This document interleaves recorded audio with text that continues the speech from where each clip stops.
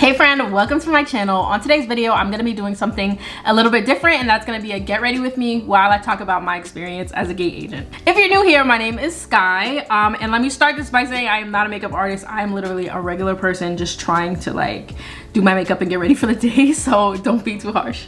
I'm gonna start with some primer, and we're gonna start by talking about the interview process. So I was a gate agent in my early 20s, so I am now 26. I first got the job when I was 20 and I worked there until I was 23, so just about 3 years, or just under 3 years. So I don't think that it's a really easy job to get. Like when I went through my interview process, it was a big group of us, maybe like 25 of us, and only 3 people in my group got hired, and I think in total they hired about 6, maybe 7, and there was like maybe 3 days worth of interviews of like groups. So definitely not an easy job to get. So for the interviews, there were definitely a few different things going on. Like we had group interviews where we were all in a room and they kind of told us a little bit about the airline, and then they made us all get up and say why we wanted to work there. And I remember that I was the second person.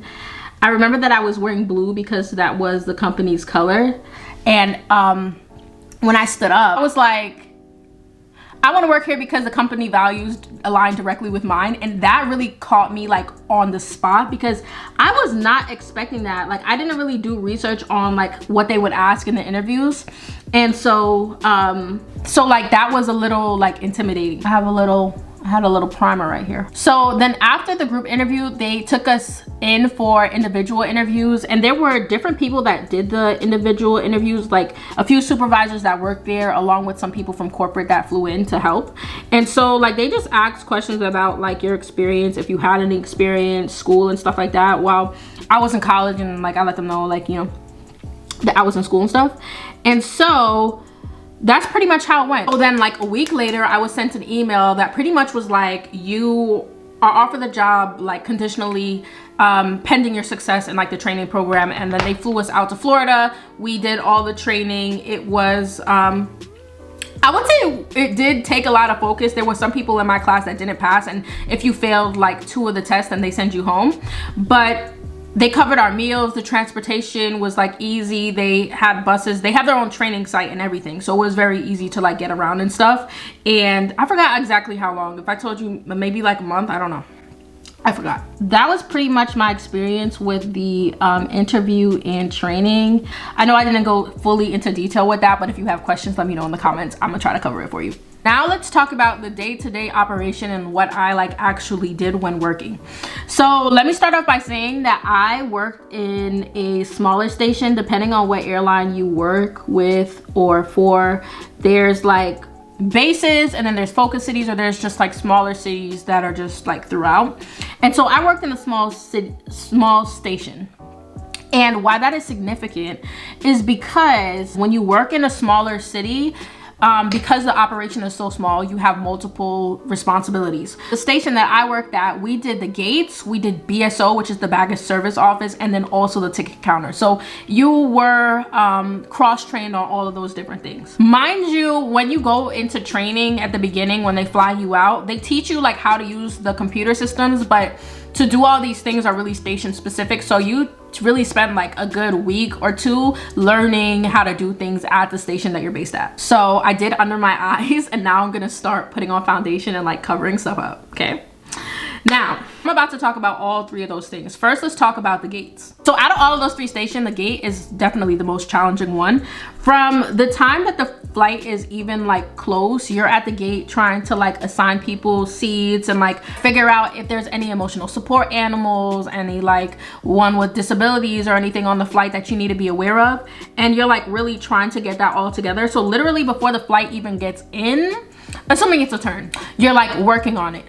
Then when the flight actually gets in, you have, depending on the plane, a certain amount of time to get the flight out from like doors open to doors closed. And all of this you have to pay like super close attention to. Like you need to pay attention to when you start boarding, when the pilots show up, when the flight attendants show up, and like literally all of these are like kept on a document where like you can look at afterwards just in case that there's a delay or something, right? Like in training, you'll learn about like emergency exit seats and like unaccompanied minors and all that stuff. But you're also like doing all this stuff while simultaneously trying to like make announcements and all of that. And at first that could feel like really intimidating, especially if you don't like have experience with talking to people in public. For me, I was actually like a RA in college, and so I found that to be a little easier than I would say most people would find it. However, it was still pretty challenging to like talk on the mic and then hear it throughout the airport, or like everyone watching you when you're making those announcements. At first, it's good. It feels like, oh my God, like I cannot freaking handle this, right? You're also communicating with the crew on the ramp to see like how they're doing with bags, and talking to the ticket counter to see how many people are checked in at a time. And the thing about it is you want to have all of that stuff pretty much like completed or like controlled to the best of your ability before the flight comes in, because once you're boarding and making announcements, it's kind of difficult to like handle all of that different stuff. But in time, all of it will start to feel like it comes a little naturally. I will say it did take a few months before I was totally comfortable with operating a gate by myself. That's pretty much the day-to-day of working at the gate. But like, if I'm being totally honest, like most days don't really go smooth, especially when I started working there. Because I didn't have a lot of seniority, I was initially scheduled to work the night shift, and that is like the worst shift you can get, especially in the summertime when it thunderstorms. In general, for like the airline and like station I work for, when you're set a schedule, it's not like your traditional schedule where you're scheduled from like 9 to 5 and you get off at 5 like no matter what. You're like assigned a certain shift. However, you're pretty much assigned for different planes during that shift, so you don't leave unless your flight leaves. So for example, if your flight is like an hour delayed, you're expected to stay for that additional hour. And during the summertime, when you work the night shift and there's no other shift to relieve you, you could literally be there until like 3-4 a.m. until the next crew comes in. And that happened quite a lot. And that's not even your biggest issue when there's delays and stuff, because to be honest, that's like the least of your concerns. Because when things go bad at the airline, like it gets so bad, especially for the gate agent, because you're the person who like has to help reaccommodate everybody and things like that, and it's very difficult. Working a delayed JFK or Fort Lauderdale flight will definitely humble you. It will definitely humble you. I will say that if anything, when I walked into that job, I was a little puppy and I walked out an African wild dog. Some of the issues that like would commonly happen when there's delays and stuff is that people will have like a connecting flight that they're gonna miss because of delay. Sometimes people don't book directly with the airline, and so you can't really help them. Of course, they're upset. Sometimes people are going internationally and maybe have bought their second leg on a different carrier that's totally separate from this ticket, and you can't help accommodate them.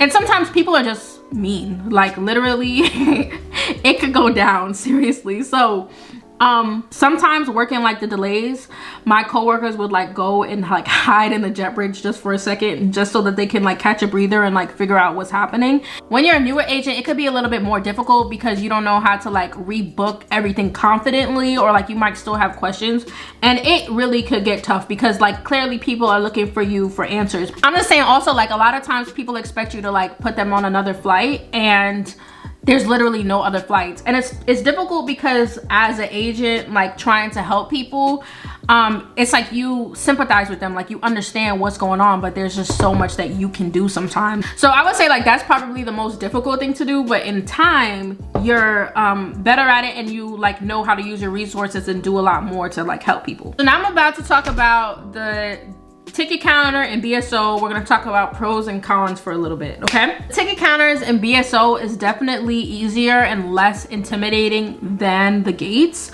For the ticket counter, you're literally checking people in, checking documents, making sure that they have seats, checking the weight of their bags, and making sure like all the materials are ready for them to like get their flights. Quick side note, I never would have even thought of how many people get their names wrong on their tickets, or people that don't check their passports. Make sure you go and check your passport and make sure it's not expiring soon. Like one time there was this family that was going to like Mexico on a cruise, and the mom didn't even know that her passport was expired. And that was just the most awkward thing I think I've ever had to deal with in like life. Well, there's one more thing that was pretty awkward that I had to deal with. I'll tell you guys in a second. But yeah, check your documents. But pretty much at the ticket counter, you're checking documents, making sure that everything is good to go and that they're good to fly out. And the baggage service office is probably the most chill place you could ever be. Like at BSO, you're pretty much taking in bags that might have like got left off of the flight, or maybe someone checked in a bag and didn't make the flight and you're holding it. So your job is pretty much to just see what's going on with the bags. Like the ramp agents always say, they love ramp because bags don't talk back. And the thing about BSO is that it's very chill. The only time BSO is the worst place you could be is when there's a cancellation and people need their bags, but let's say the bags are already loaded and you're waiting for ramp to grab the bags, and there's multiple planes on the ground and you're a small station, so you could only have like the staff to do one flight at a time. Oh my god, that's the worst. You're literally feeling like you're on a stage about to like get tomatoes thrown at you. Like it's so bad. But the same also goes for the ticket counter. Like if there's a like delay or cancellation and people are gonna miss flights, a lot of time you will deal with that at the ticket counter. And if you're at the gate already, the gate agent will likely send you to the ticket counter. But even though BSO was like the easiest station to be at, I didn't really like it so much because I like enjoy talking to people. Like working at the airport, I was able to like meet tons of people that are going to different places and like learning about people. I even met Remy Ma. I have a picture with her. If I find it, I'll put it on the screen. J. Cole checked in one time, but I was like literally so scared to say something, but I love J. Cole. And really the only time you see someone in BSO is when they're looking for something that's just a quick exchange for the bag, or like if something's wrong and it's just, you're gonna yell at, you know what I'm saying? So, oh, okay, so quick story time. When I was still working there, I love watching videos like this, like Get Ready With Me's, and I was watching this one video of this girl talking about Spirit and how she hates Spirit so much.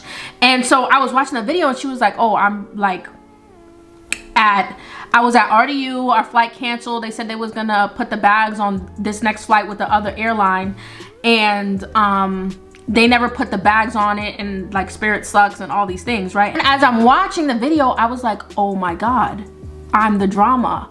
Spirit came to our BSO office and asked me to put some bags on the flight, and I said no. But hear me out. They should have never said that, because they should have never even said that because that's not normal, right? We didn't have an agreement with them. And then also, like, if an airline had maybe 2 or 3 bags that they wanted you to put on a flight, then I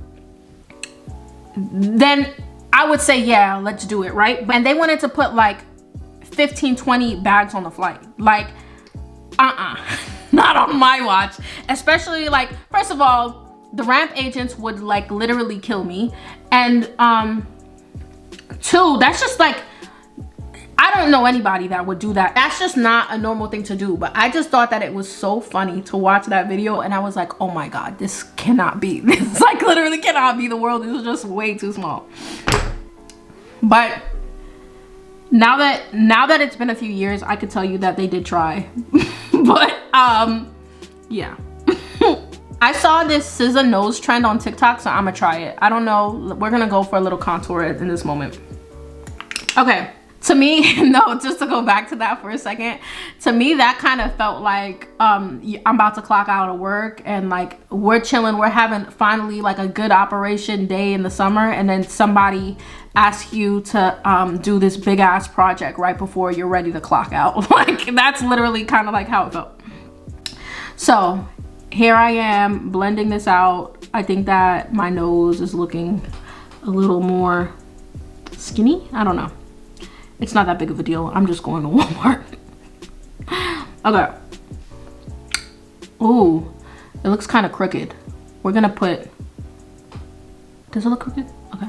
So now let's talk about the ways that I feel like working as a gate agent slash ticket agent slash baggage service agent has helped me, because I do feel like working at that job has helped me a lot. If you like watch my channel, if you're familiar, or if not, check out my other videos, but I am actually on my journey to become a pilot, and I don't think that I would have been so serious about it had I not had that job. I feel like working as a gate agent definitely introduced me to a new career, and being there I was able to like communicate with different pilots, meet pilots, ask them like what they thought about flight schools and things like that. I just recently got this NARS blush palette, so I'm gonna use this, but first I'm gonna set under my eyes to see if I can try to get something.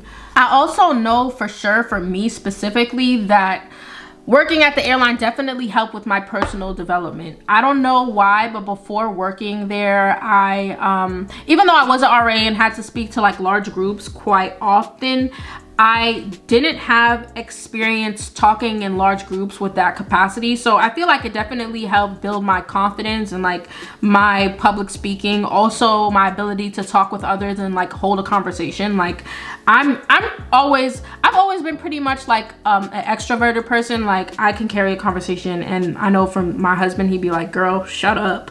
But I love networking and talking to people during that job. I met so many cool people. Some people who flew out even like during the bad days would buy me coffee, bring me gift cards like all the time, like all the freaking time. And I'm like, I just love you guys so much.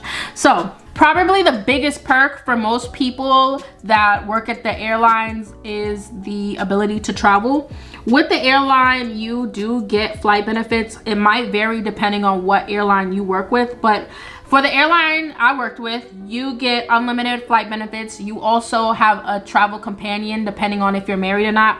So a travel companion is pretty much like a friend, whoever that you like to be able to use your benefits, that can fly with you unlimited as well. And you can change them out, I believe, once a year. So often you also get buddy passes. So they're like tickets that someone might have to pay like 30 bucks to ride on standby, which all of these are standby, so you get in depending on if there's extra seats on the flight. However, I haven't ever really had an issue getting onto a flight because you check all that stuff out beforehand. You know what flights not to jump on, right?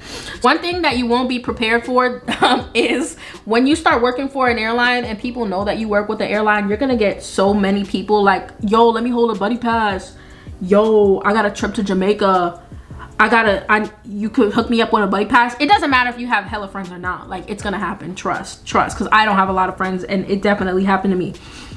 But one thing that you want to do for sure is be cautious of who you give access to your flight benefits, because if they act up, they can get taken away, and they will be taken away. I've seen it happen. So I definitely loved having like the flexibility to travel. My mom and I did like day trips to JFK, which we're from North Carolina, or we're from New York, but we live in North Carolina. So we would do day trips to JFK, come back, go in the morning, come back at night. My mom and I even did a day trip to California from North Carolina. We flew Mint, and it was literally the best experience ever.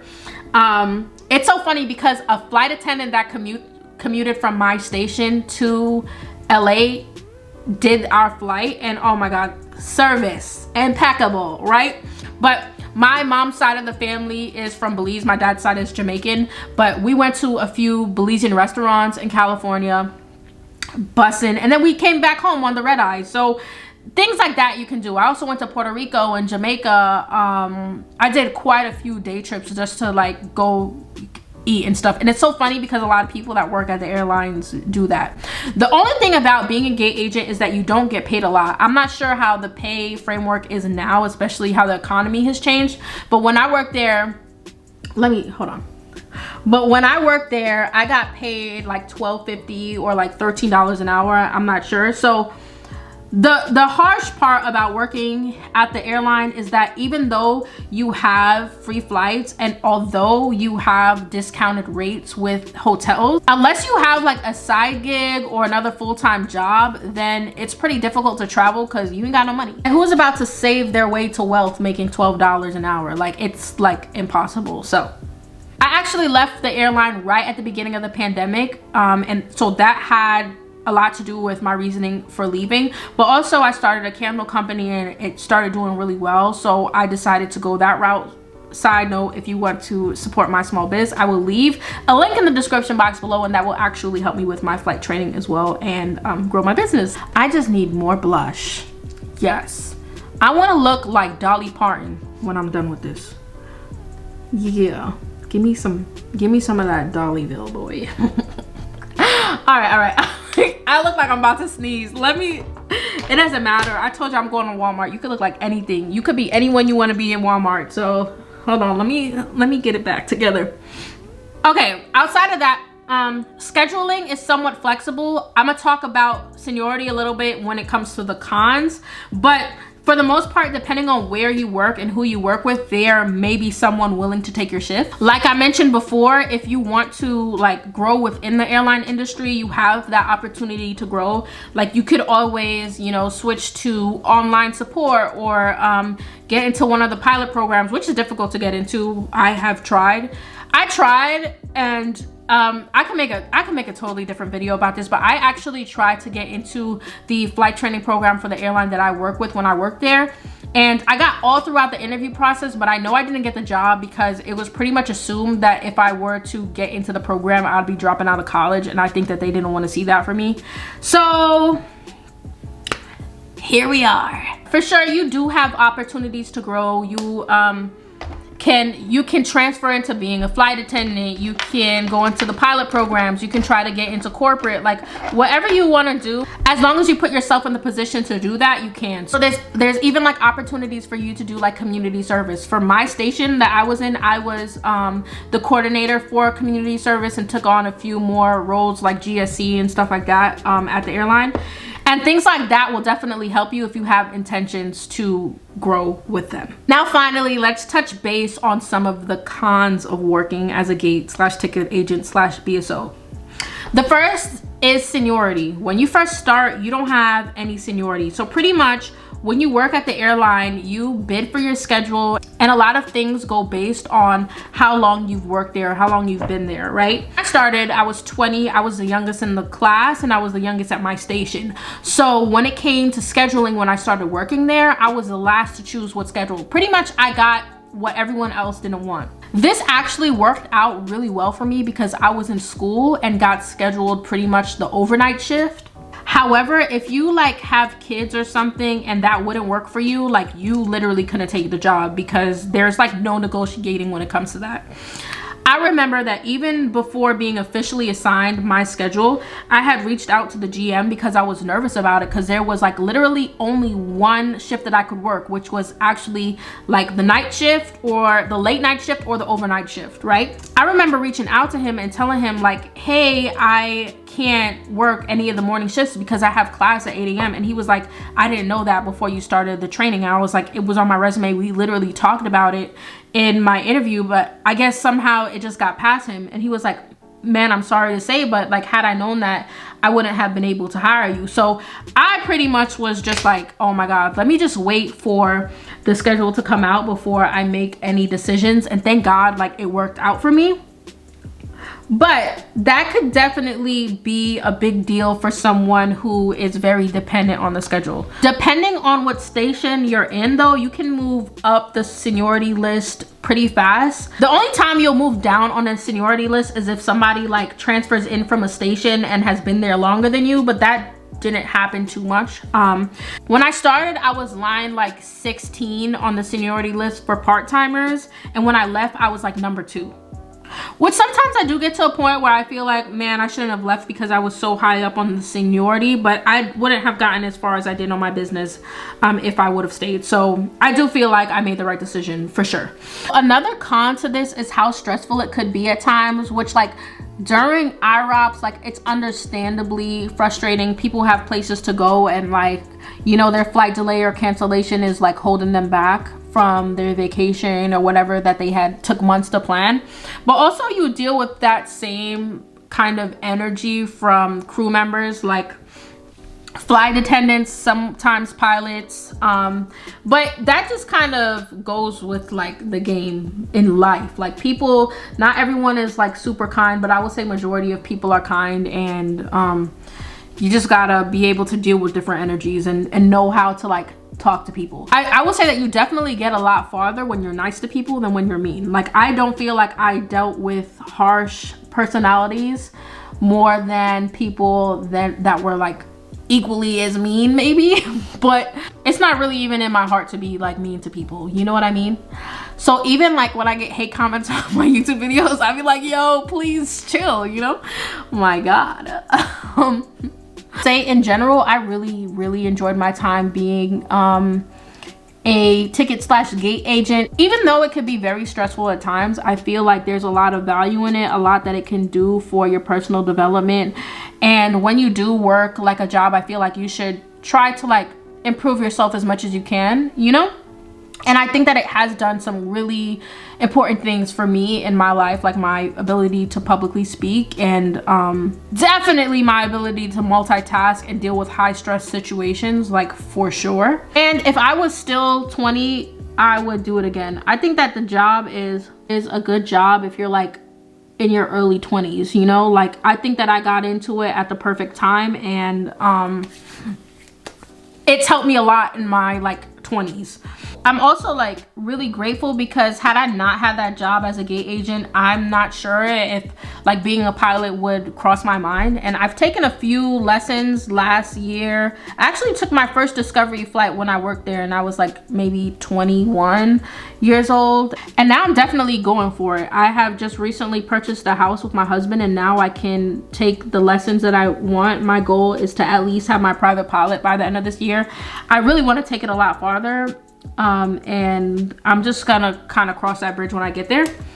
But had I not had that job, I'm not sure if I would even be considering this right now. I feel like I would probably still be lost and working like restaurant jobs like I was when I was like 19, 20.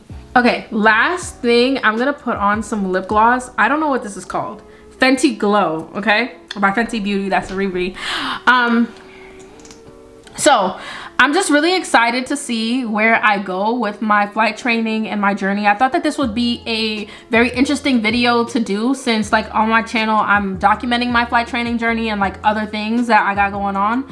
But if you want to support me, you can check out my small business. I will have a link for that below. Also, you can buy me a coffee or a gallon of gas to support my flight training so that I can really take things up a notch. But if you have any questions about this video, let me know in the comments below if you have any questions about being a gate agent. I know I pretty much went through it in the most like surface level way possible in today's video. Whew. That is my setting spray. Yes. But I want to say thank you guys so much for watching my video. If you have any questions, concerns, anything, let me know in the comments below. Any suggestions for future videos, I'm here for it. I'm syncing it all in, and I'll be responding to your comments below. On my channel, I'm going to be documenting my flight training journey. I know it's going to be quite an adventure, so if you want to be here along the way, then feel free to subscribe. I also will be talking about my small business and like different things that's going on. I just recently purchased a house and other things like that. So if that sounds like your groove, then hit the subscribe button and let me know that you like this video in the comments below. But until next time, I'll see you in the next one.